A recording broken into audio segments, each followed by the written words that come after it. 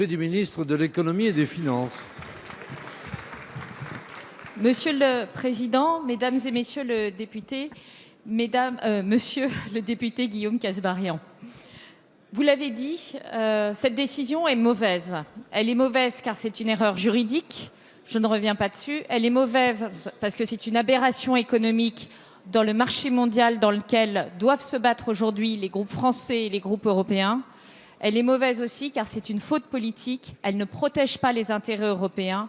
Le grand bénéficiaire ou les grands bénéficiaires du rejet de la fusion sont les concurrents d'Alstom et de Siemens et au premier chef, l'opérateur chinois CRRC, fusion de plusieurs opérateurs chinois et qui pèse aujourd'hui 28 milliards d'euros de chiffre d'affaires.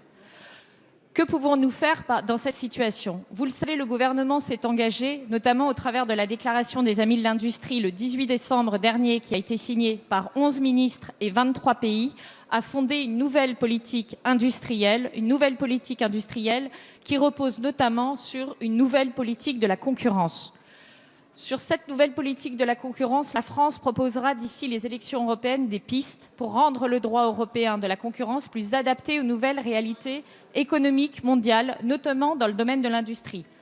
La concurrence potentielle peut être mieux prise en compte. Ce n'est pas parce que Alstom et Siemens ont des parts de marché très importantes en Europe qu'aujourd'hui les marchés ne sont pas contestés. Dans l'appel d'offres qui est en cours, vous avez 7 candidats internationaux qui sont en lice, 2 qui ont décroché, 5 qui restent en lice.